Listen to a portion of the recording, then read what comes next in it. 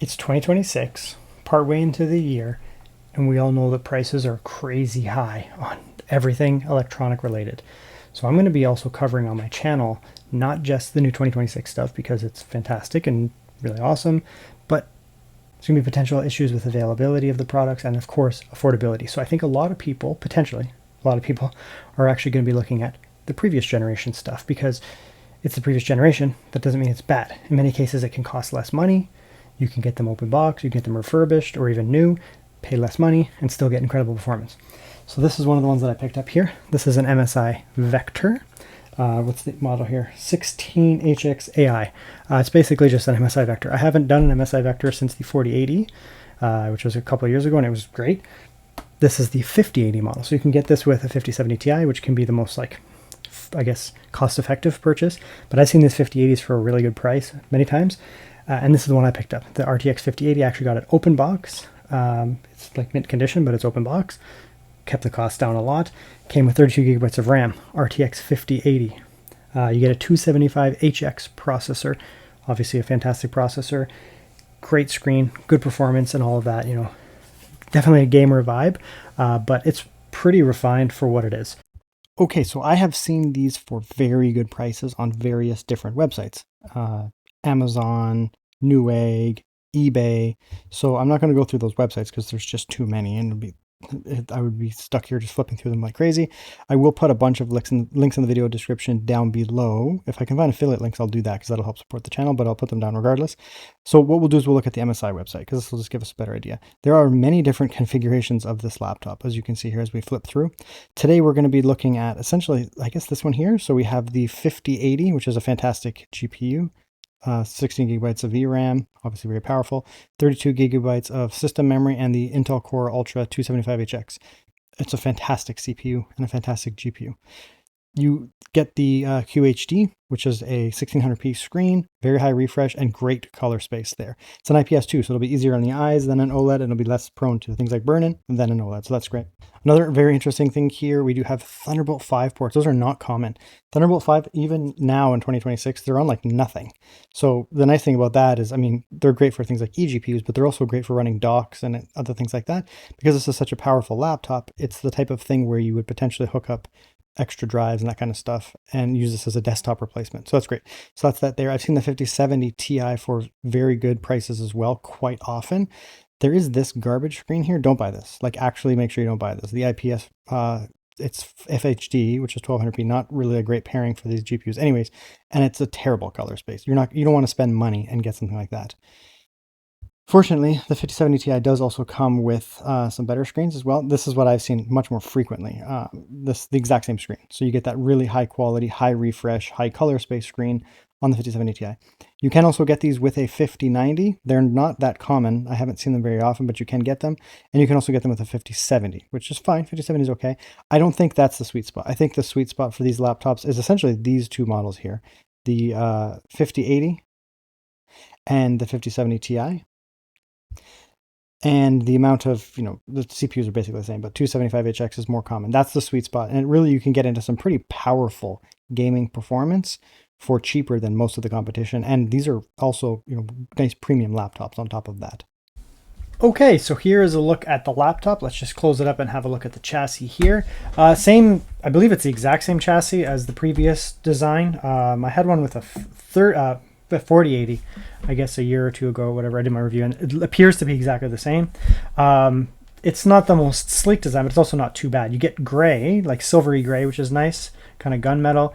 That'll obviously resist fingerprints, so I'm not going to complain again to that, because a lot of laptops these days are black, matte kind of, and they're just brutal for fingerprints. So that's obviously very nice. It's a little bit not too businessy looking, but at the same time, it's not too gaudy. You can see that there. If you pulled this out, and it wouldn't scream gaming laptop or anything, not that that's a problem, but whatever. But the bum there, obviously we do get some like Gundam bum kind of stuff going on. It's okay. You get kind of the jet exhausts, but it's not too bad. Like, it's not gaudy, it's just a little bit of gamery design.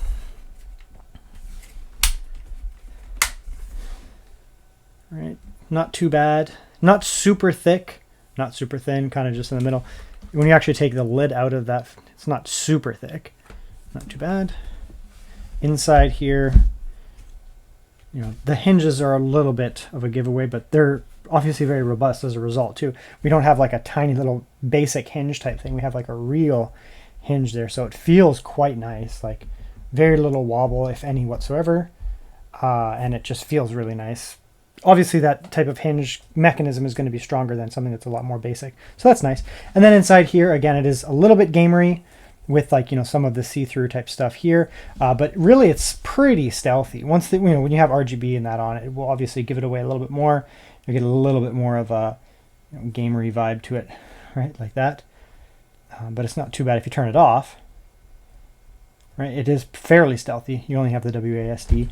And again, nice gray here. So I've been using this on and off for actually quite some time. I've had this for like a couple months actually, just messing around with it. And, you know, we have the smooth gray gunmetal here, which really does resist fingerprints. I don't know if I've ever wiped this down, to be honest. The black will get a little bit of fingerprints, but again, it's not too bad because it's not that like really dark matte. It's like actually slightly off. So that actually does resist fingerprints a little bit too. And a little bit of a design there. So it's a nice clean package, honestly. Again, this is clearly a gaming laptop. It's not, you know, a hybrid design. So it's thicker, heavier, more robust, and they're not as concerned about making it look like, you know, like a G16 Zephyrus or something like that, or a, you know, something stealthy like that. It's not designed to be like that, but overall it looks pretty subdued. Very nice. Port selection is going to be pretty nice because, again, it is one of their premium gaming laptops. Left side here, dual Thunderbolt, so great for ports, great for expansion. SD card slot is obviously really nice too if you're going to be doing any type of creative tasks on this, video editing, camera work that, you know, if you're a wedding photographer or something, that's nice to pop that in there. That's the proprietary charger there that you can use for full power. You can charge this off USB-C. You're obviously not going to get full power, obviously, but it doesn't have any problems. It doesn't complain really. It'll just warn and tell you that it's a lower wattage, but it doesn't make the system laggy or anything. That's just the lock slot there, HDMI out, and Ethernet. So the nice thing is the annoying ports are in the back, power, HDMI, and Ethernet, the big large cable. So if you do set this up as a desktop replacement type thing, all the annoying ports will be on the back, which is nice. And this is powerful enough to be a desktop replacement, obviously. And then you get two USB-A, microphone, headphone combo jack there. You can see the copper through, which it actually looks kind of nice, to be honest. Some people may not like that, but it looks kind of nice. You can even see a little bit of it through there too. So the bottom's a little weird looking. I'm not really a fan of the bottom. It's a bit much, to be honest. They could really clean up the bottom of it, but who's looking at that? Okay, so here's a look inside. Very easy to get into. You just take out, well, there's quite a few screws. You just take out quite a few screws. It is a plastic bottom, but it's a kind of a robust plastic. You can see when you get this kind of, I don't know, this pinkish kind of copper tone to it. This type of plastic is usually flexible, but pretty sturdy, to be honest. Some pads there to basically protect the battery from basically impact, because you don't want that. And then some structure stuff. Looking pretty good overall. And there's a look inside. As typical with MSI, they have the exposed copper heatsink. It's up to you if you like the exposed copper heatsink. It's your choice. I like it just as much as anything else. It's kind of cool. It can peek through, but some of them go with painted. I wonder if this works better. I don't know, like in terms of just like getting air over it. I don't know. Probably not, but whatever. It looks cool. So we have a 1, 2, 3, 4 heat pipe. So 1, 2, 3, 4, and some of them are looping around, so you get some extra coverage there. They have these better style fans from MSI. Sometimes they've in the past used these kind of like spaced out fans that produce a little bit more noise turbulence. These ones here run a lot quieter, but more specifically, they have a lot less turbulence, so you don't get like a wobble, kind of woo woo woo woo, or anything like that. So these are nice little fans. They don't have a huge surface area, especially for a 5080, but they're fine. I would like to see a vapor chamber in here. I'm never going to complain about a vapor chamber. That being said, these are massive heat pipes. Like, they're physically thick. Like, Z height is quite thick. So you're still going to get pretty good cooling on this, to be honest. Then you have this giant, I guess, like VRM coverage and memory coverage. Like, that's just a huge, thick piece of metal there. So yeah, there's no vapor chamber, but there's a lot. Like, the physical metal in here is a lot. It does mean that it weighs a little bit more too, but that's fine. And then you do exhaust out here and exhaust out there. So the cooling is... it's actually pretty good. I would like to see a vapor chamber, but otherwise it's pretty good. You do have your upgradable Wi-Fi here, Intel, of course, AX211NGW. You have NVMe slot 1 here, NVMe slot 2, so very easy to upgrade here. You just pop the other one in. Most cases these days I tell people, you know, just keep the original for your primary operating system, and then you can just throw in more for storage, especially these days with prices being really high. The RAM is under here. Mine actually came with interestingly, this laptop only shipped with 16 gigabytes, which was a little weird. So it had an 8 and an 8. I've upgraded it to 32. There is a mild penalty having 1 versus 2 in here, but it's DDR5, so it does actually run in the kind of dual channel anyways. When you add more, it's quad channel. So there's going to be very minimal performance impact by having 1 slot. In this RAM apocalypse that we're in right now, a lot of people have been recommending, just go with 1 stick for now. Then later you can add another one in when prices come back to earth, if they ever do, and that can help quite a bit. You still get really good performance, but it does help keep costs down a little bit. Unfortunately, it's just where we're at. I mean, the market is not good. It is what it is. Hopefully it'll recover, but who knows. Decent sized speakers here. Well, to be honest, good sized speakers here, especially for gaming laptops. Sometimes gaming laptops kind of cheapen out on the speakers. Here we don't have that issue, so these should sound really nice. And then we have a big 90 watt hour battery. Now, in this laptop with 275HX CPU, Arrow Lake, it does park very well. It can be also very efficient. So this inside, for what it is, looks quite good. The only real negative, I would say, honestly, per se, is I would like to vapor chamber on a laptop of this caliber. Okay, so we'll just start with the keyboard here. It's a very typical MSI keyboard. Very, very, very typical MSI keyboard. Of course, you do have access to your RGB. You can set it up in the MSI Center here and go through, set up your different RGB settings. We'll go through that in a sec, but we'll go through the different RGB settings, set it up how you want. We can leave it on for now. It does have a little bit of shine through where you can see, you get a little bit of RGB shining through around the whole key, right? So basically this being transparent and then the black is printed on the top, it gives it a very unique kind of look to it, but it does help the RGB shine through as well that way. And then the WASD is just transparent, which then allows that to be very easy to locate. Same with the power. So, in a dark room or something, it's going to be very easy where these go. And it has multiple levels as well. You can turn it down. Okay, you can come in here. Ooh, Mystic Light. That's the RGB there. Let's apparently have to update it. This is the MSI Center. There's lots of stuff we can cover in here. We'll get in there in a sec. But you do your RGB in here. So we have these different modes here. Dance. Let's turn it up a little bit here. Yep. Dance, wheel, bouncy ball. That's cool. Wave, steady, breathe, customize. And you can see it's a zonal, but it's like, I don't know how many zones there are, but there's a lot of them. So most laptops have if they have perky, it's perky. If they don't, it's like this, stripes like that, or you get 1, 2, 3, maybe 4. Here we have a lot of different zones here, so we can kind of set little areas on this thing if we want, right? Like that. Lots of different options there. You can save them as well, but you have all those different zones there. Discard. So I'm just going to put it back to probably steady, like that there. So the actual typing experience will just come up here. It's decent enough. Honestly, it's not a bad keyboard. It's not super snappy, but it's not terrible either. Obviously, if you get into their, their Raider series, or especially their Titan, you get into some really crazy good keyboards. The stealth ones typically have super nice, especially you can get the cherry stuff. But overall, this is decent. We'll give it a quick type.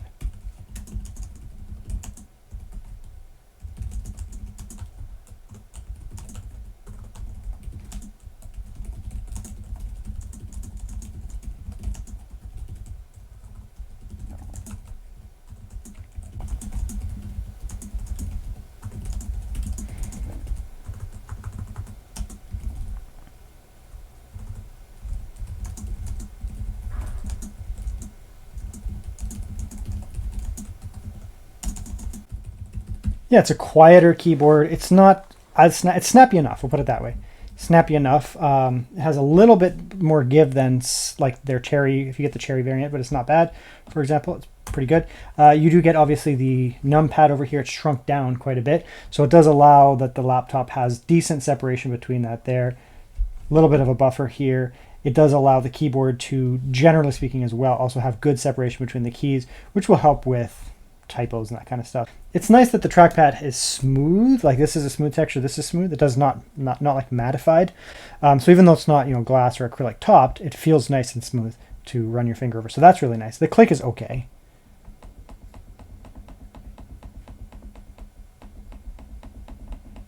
It's consistent and it's okay. So no complaints there. Overall, very decent keyboard, very decent trackpad. Not going to be award-winning from me, but I will not complain about them at all. They're definitely decent.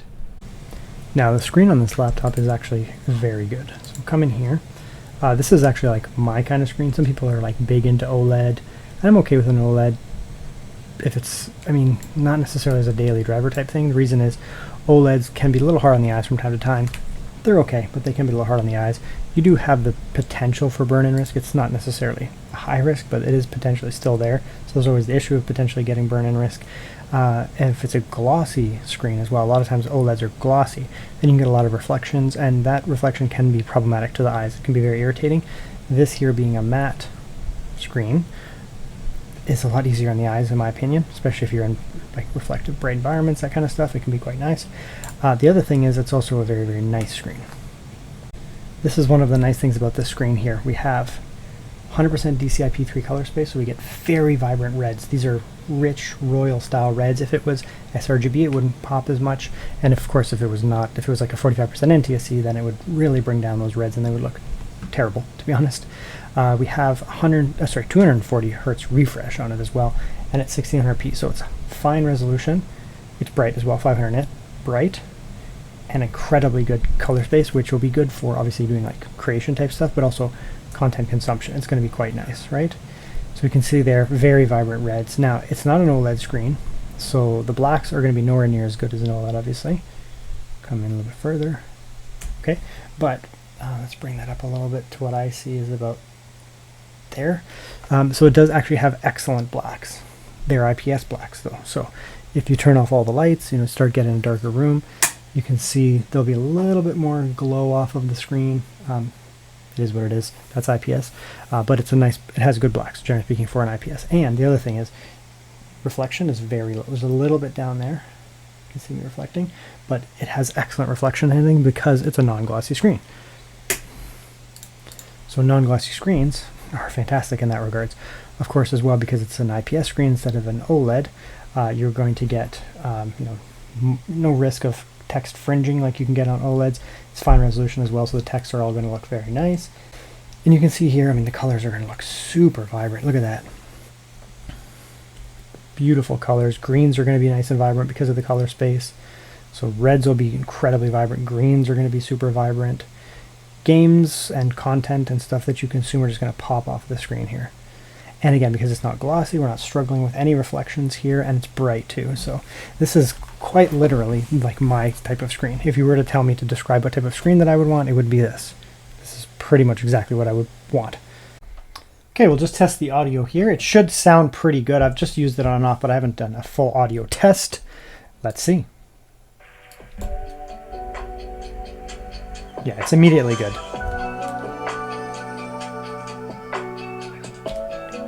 Turn it up, it's going to get pretty loud.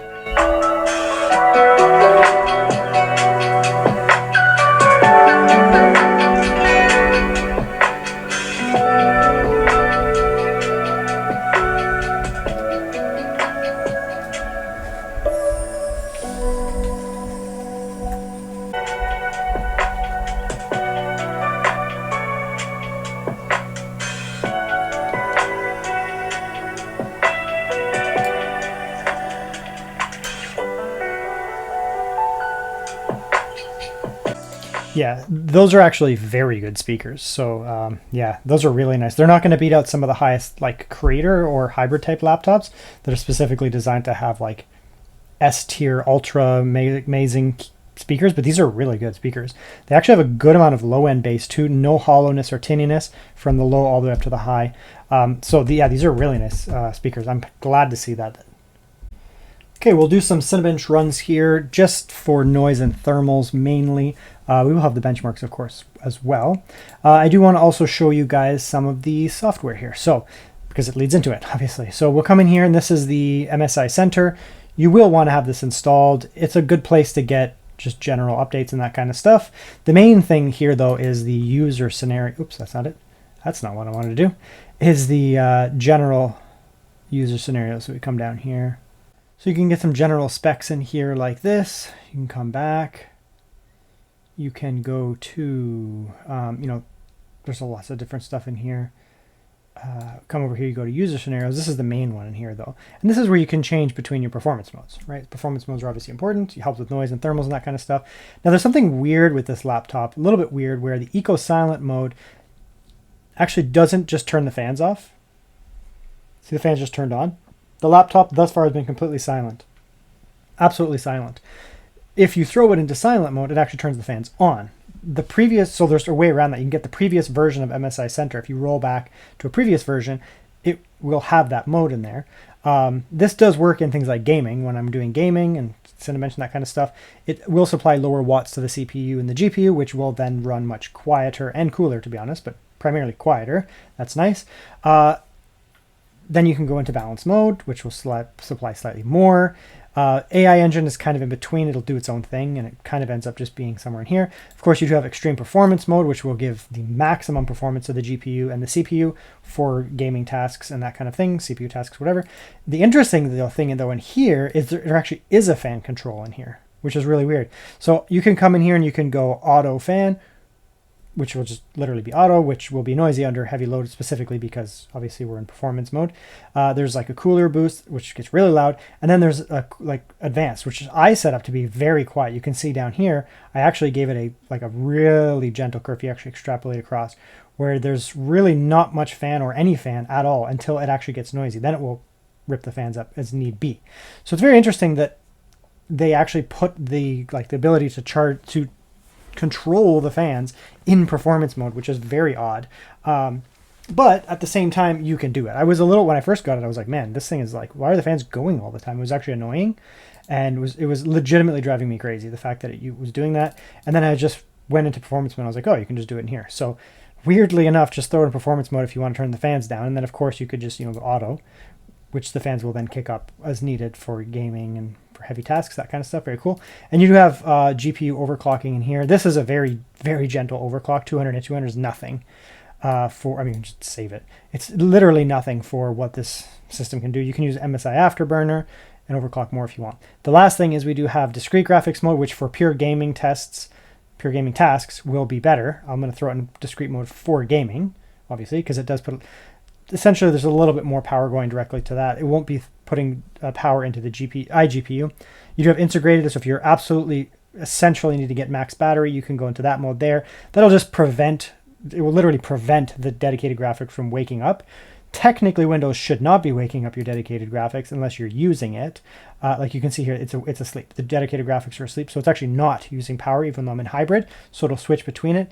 Windows can be a pain in the ass with that. Sometimes it will wake up your GPU, so you do have to actually tell Windows which software you do not want it to use. Be like, do not use my dedicated graphics for this, and it'll prevent it from waking up. At that point, you might as well just leave it in hybrid, to be honest. But if you're really worried about it and you're like, I'm going on a flight or something, I'm doing work, and I just cannot afford to have this graphics kick in and accidentally kill my battery life, you can go into integrated. But 99% of the time I throw it in hybrid, because even the difference between hybrid and discrete in gaming is going to be very minimal. Just so you know. So anyway, so we'll just come in here. We'll go to Cinebench here. Let's just throw it in AI. Let it do its own thing. And we'll just run it. We'll see how noisy it gets. Again, it's completely silent under that curve that I gave it. There's no fan noise when it's running. There is a mini PC running over there that's making noise. This makes no sound under that mode. Okay, so we can see up here the wattage on the CPU. It's actually dropping very little on that AI. That's interesting. It did almost nothing.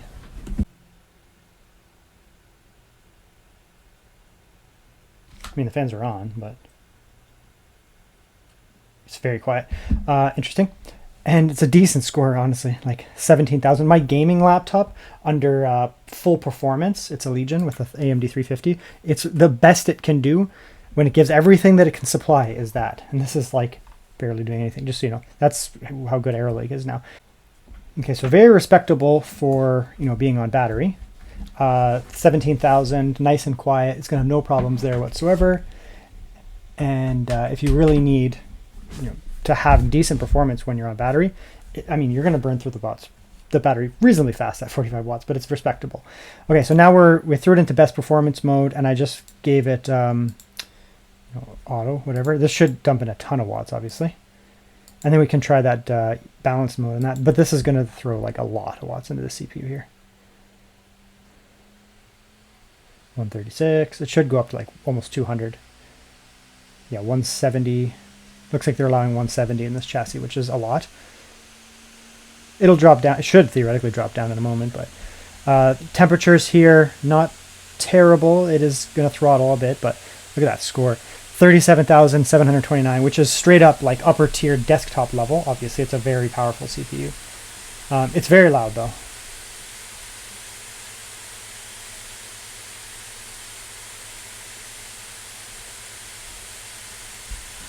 Now, it's not an annoying fan. It's loud under this full mode, but it's not annoying. There's no whirring, like whoa, whoa, whoa, whoa, no hissing, like tss. It's just like air movement. There are quieter fans though. Like there are laptops that have quieter fans and lower pitch fans. This is kind of in the middle. It's not super high, but it's also not super low. It's right in the middle. So it wouldn't bother me, but it is fairly loud, I will be honest. So you can come in here. Let's go back now. And we'll go back to, I don't think this will make any difference, this mode here. I think this will just still allow the full watts. Try it again. Because it's like AI, it'll just kind of be like, well, you're doing a CPU task, let's see. But it might be a little lower, we'll see. Oh no, it's actually a lot lower. That's interesting. Interesting, wow, it is actually a lot lower. Yeah, interesting, okay.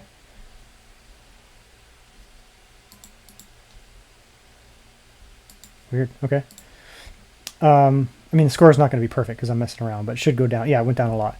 I mean, still 28,000 at 78 watts. That shows how efficient these things are, right? These Arrow Lake CPUs, they don't need 180 watts. You can, and then you're going to get crazy high, like max desktop performance. But even at like 70 watts, we're still getting almost 30,000. That's very good. And obviously, it's much quieter into this mode.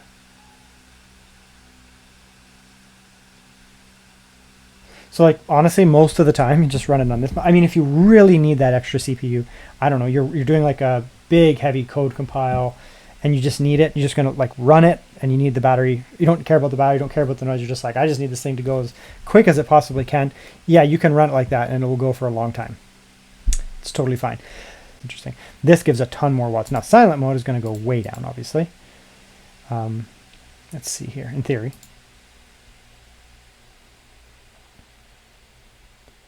Well, it goes way down. Interesting. 15.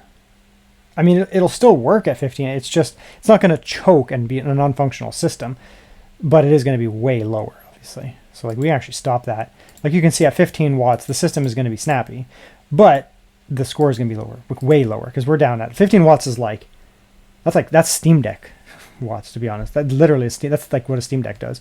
That's like a, I don't even know, like an N150, like netbook type thing. Like that's the type of watts we're working with. 15 is nothing. So let's give this a full run through. I'm just very curious what it'll do. And I'll come up with the scores in a sec, but let's see how quiet it is. It's essentially going to be very quiet here.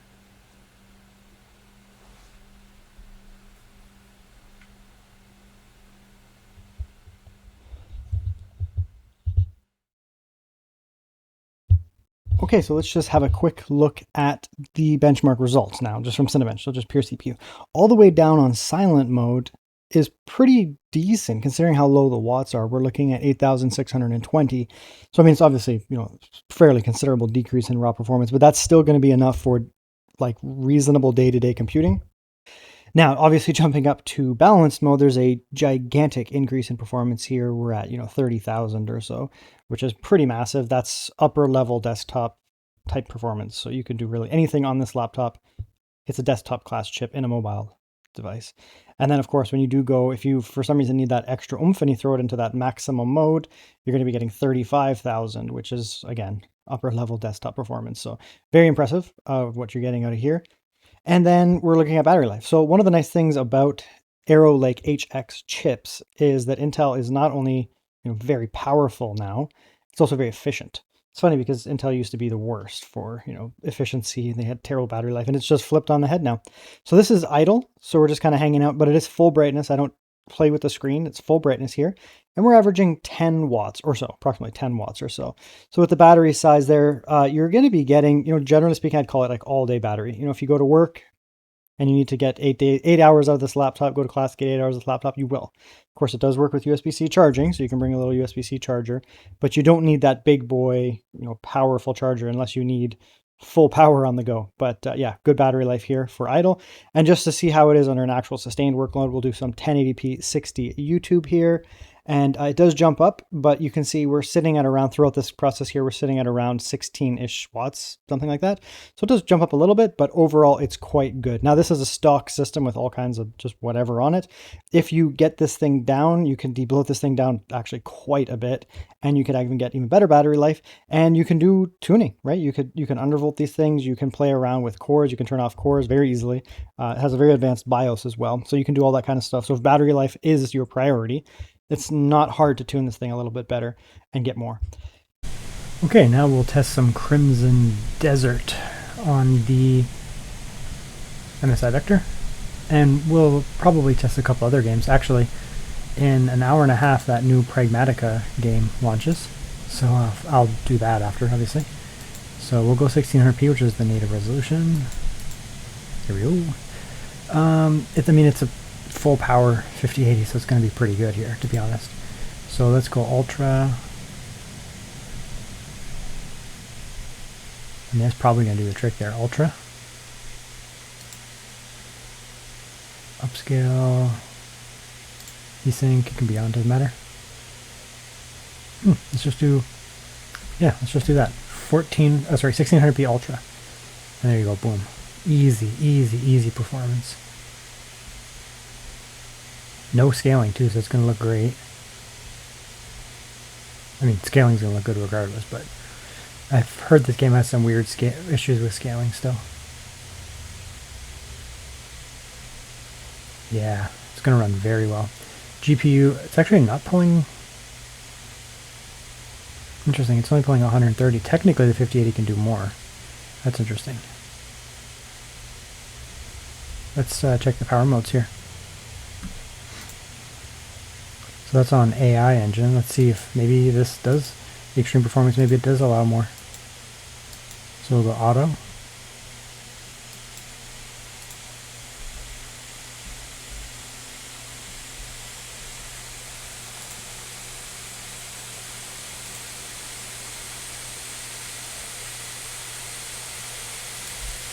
Yeah, okay. So auto does allow more. It's much louder though, significantly louder. It was pretty quiet on the AI mode. We did lose 40 watts, but yeah. So obviously it's going to be very performant. Very high wattage, 5080. We'll do a little bit more wattage scaling just to see what we can get here. This is a pretty high, pretty heavy GPU game, obviously. Looks fantastic on the screen too. This very, very high color space screen is obviously going to look really nice.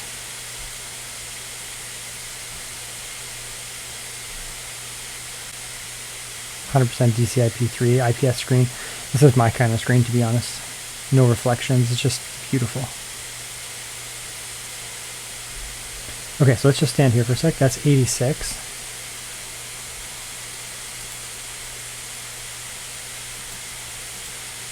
So we'll come back in here, we'll go back to that again. So 86 at full 170 watts. Let's see, 130 is, I mean, it is you're losing about 10 FPS. So, I mean, it's more than 10% loss, but we're also down 40 watts. So we're down about a quarter of the watts, and we've lost about 12% performance, so 13% performance, so that's pretty good. It's way quieter. If you know me, you know that the way that I play these games, most of the time I would sacrifice the noise and just play like this, because it's still very performant. Yeah, I lose like 10, 12, like 12% FPS or whatever, but I also lose like a massive amount of noise, and this is now enjoyable for me. It's really, really well done. Let's go balance. Let's go down even further here. Balanced. Didn't actually affect the GPU at all. That's interesting. Yeah, no difference on the GPU at all. Is eco mode gonna...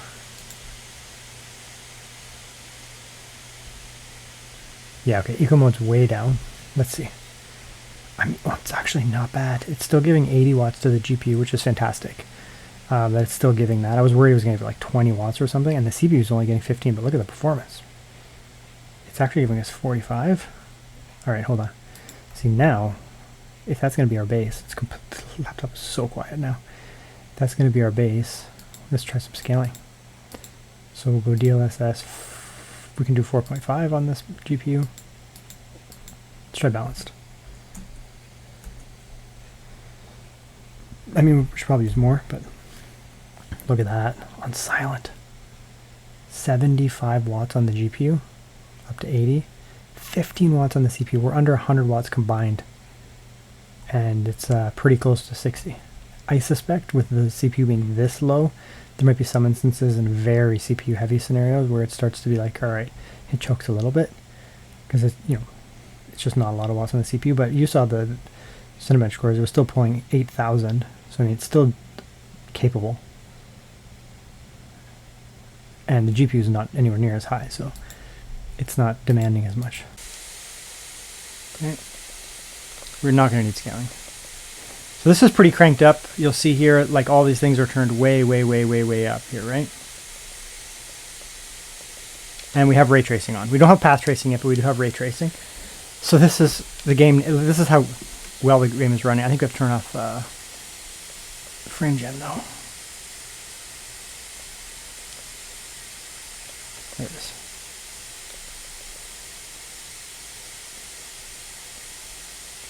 Okay, so this is 1600p native. Man, that's a really high frame rate. Let me just double check these settings here.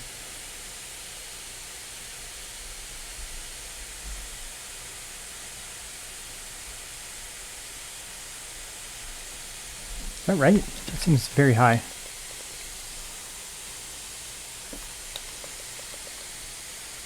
(1600p), upscaling off, ray tracing on, dynamic off.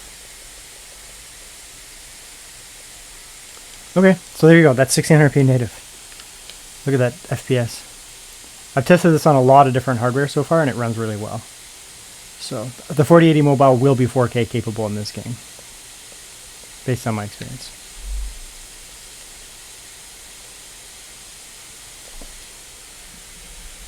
But I am going to play with some power scaling as well. It's not just about raw performance at max. This laptop can do very high FPS, very high watts, as you can see, 175. And look at the FPS though. It's quite good, obviously. 115, 120. This is with ray tracing, remember. Let's play with some wattage scaling. This is just, for the Vector, but there's other laptops out there. So we can come in here and we can go with like this balanced mode here. That'll drop down. Oh, sorry, it's kind of like a performance instead of a turbo mode. You'll watch that drop down to 130. It'll get a lot quieter, but the FPS are still very good.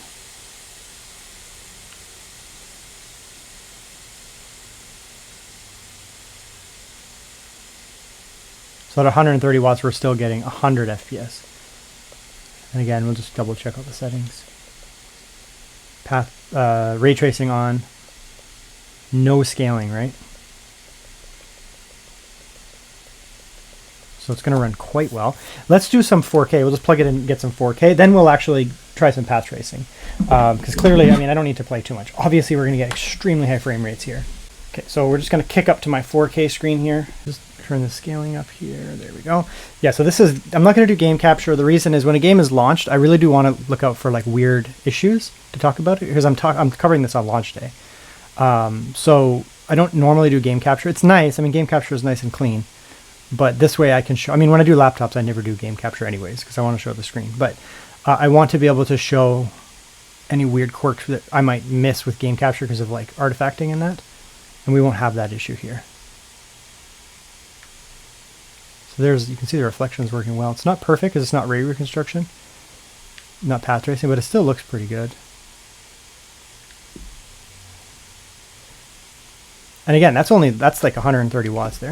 So let's kick it up to 4K now. Like it's not actually at 4K yet. Okay, so we'll go up here. Now we're at 4K.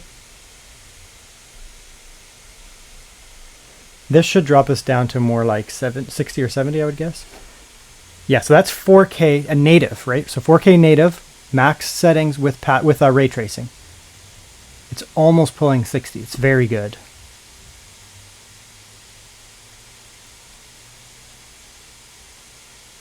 We'll throw in a little bit of scaling in a moment, but you can just see how well this is running at 4K native. It's exceptionally good. And again, we're only at 130 watts, so we can add another 10 to 12% by going into full mode here. This will get us over 60 because it'll add a few percentage. There we go. It'll get noisy, but we're over 60 now. So it is capable of, in this area at least, I'm not very far, I just keep running the same area. It is capable of giving us a 60 or above experience. Let's watch those lows here. See if that drops down again. Nope, it's fine. So 4K 60 good to go. Native. Ray tracing, everything maxed out. Exceptionally good performance.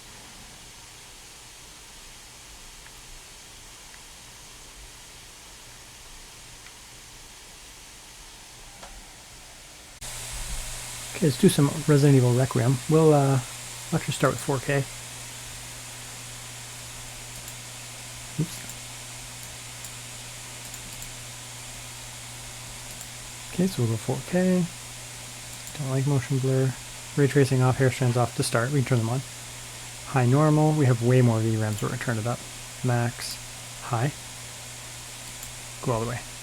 Max, max. Ray tracing off for now. We'll do native and then we'll throw on some scaling. Again, we're at 4K, so it's okay.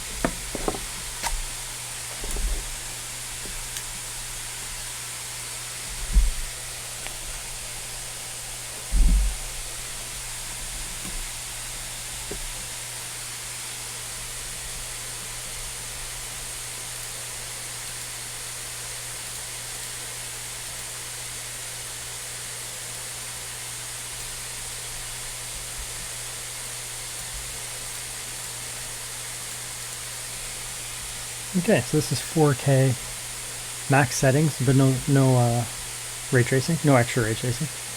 Native though. We have a very powerful CPU, obviously, and so these really heavy scenes here will be just fine.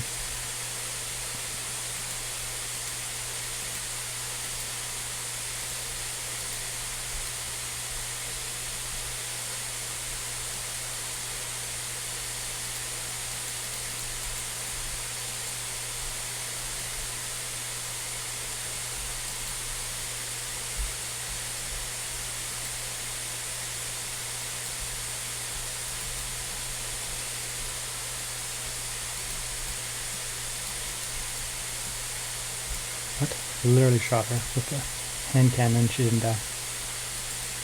So you can see here, I mean, 4K is going to run really well. I mean, we don't even need scaling, to be honest. We can.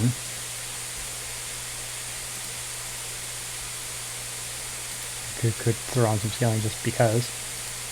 DLSS. Performance is completely not necessary, but sure.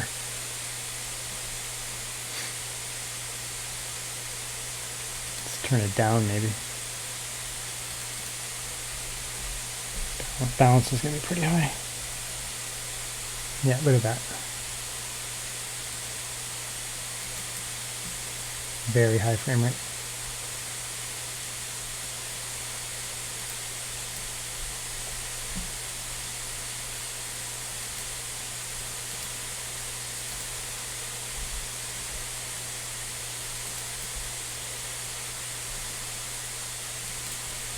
Very good. Okay, let's try some 1440 really quick. Like so. Oops.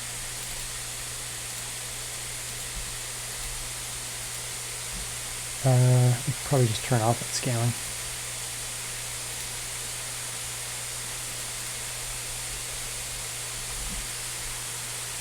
It's 1440p native now. Max settings, no ray tracing, and it's very high frame rate, obviously.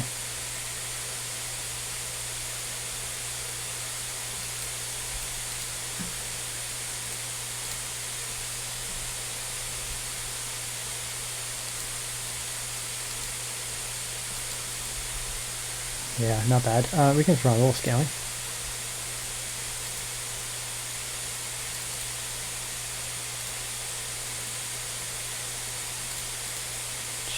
Balance, probably don't even need that much, but whatever. Yeah, super high frame rate.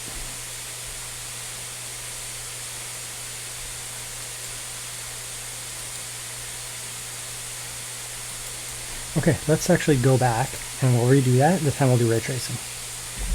So we'll come in here now. Still at 1440p. So 1440p, we're going to turn on hair strands, and we're going to turn ray tracing to high. We'll see how it looks. You could go path tracing, but I'm not going to do that. I'm just going to turn on ray tracing, and let's turn off the scaling. I think it'll run fine, to be honest, at 1440p. Again, it's not going to match the desktop, but still very good.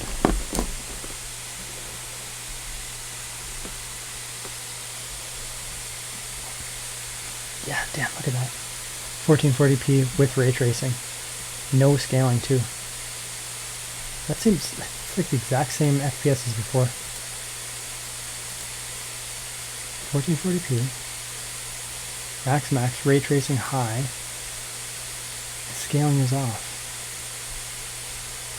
I mean, sure, if it's going to give it to us. Look at that frame rate. What the hell? I mean, very powerful CPU, obviously, very powerful GPU, obviously. So, yeah, it's not bad. Over 100 FPS, good lows, really good. Let's, we can try 4K. I think it's going to run fine. Considering how well this is running, yeah, look at that, 60 native.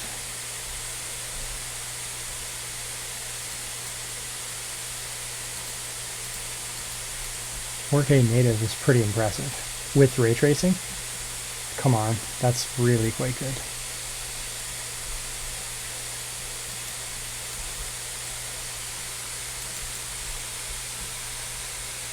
Okay, let's go like,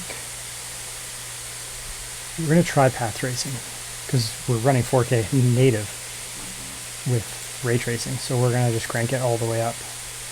There's really nothing else we can turn up, so we'll go path tracing.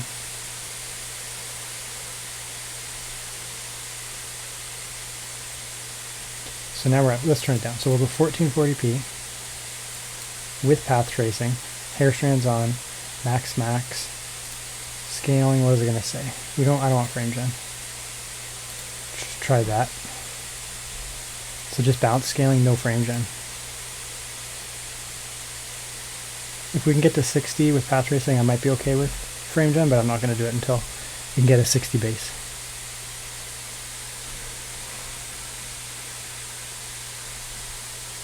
Oop, okay, well there you go. That's just balanced scaling too. At 1440p, that's actually pretty damn good. You could throw on performance scaling, but you don't really need it. Look at that, that's crazy. And you can see the water effects.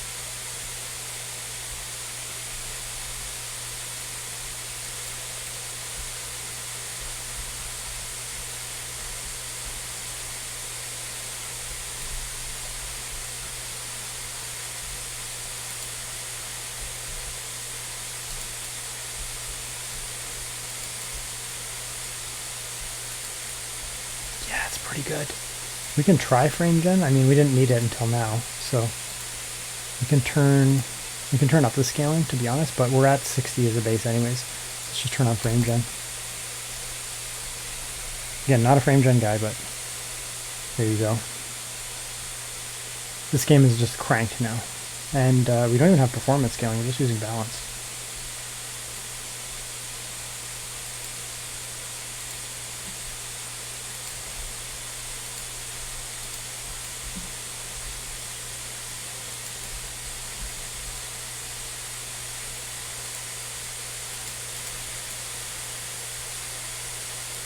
Yeah, anyways, it's going to run very well.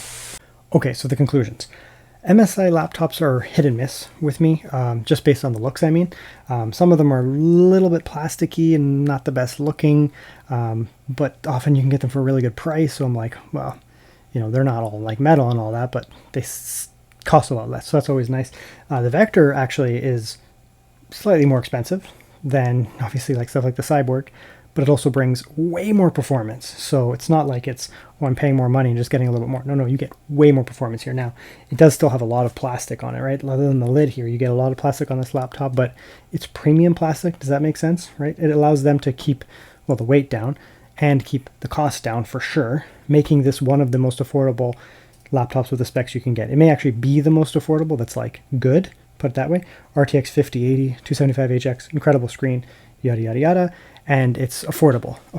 Depends on what your definition of affordable is, but you're able to keep the costs down on this laptop, but not lose out on any of the refinement and the performance. So it does still look pretty sleek, right? Like, I think this is a pretty sleek looking laptop for a very gamer laptop. Like, it's obviously very gamer, right? Like, that's a gamer's laptop.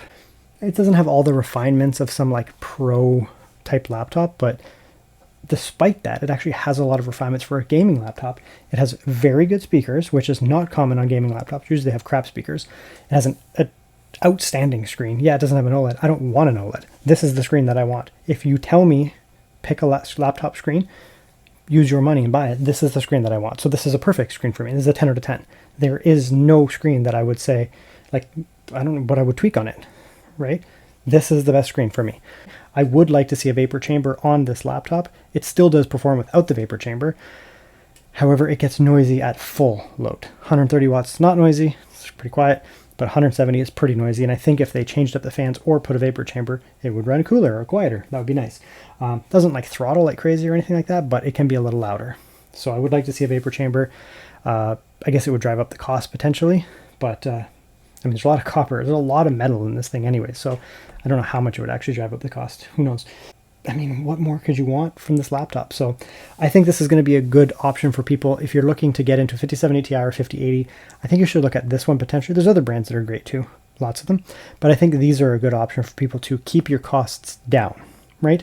You can get into an excellent screen, excellent audio, good chassis, and incredible performance without absolutely breaking the bank, especially nowadays. This one here I got on Amazon. I'll see if I can find some affiliate links or something. You know, that helps support my channel a lot for Amazon, Best Buy, maybe some eBay links, whatever I can find to like put this down below. First of all, help you guys find it. Second of all, if I can find affiliate links, that does help support the channel a lot because I don't take sponsors. I don't take any payments for the videos. You know, I buy this. This is my laptop. So it really does help support the channel if you can use them. If not, don't worry about it. But if I can find any affiliate links, I will put them down below.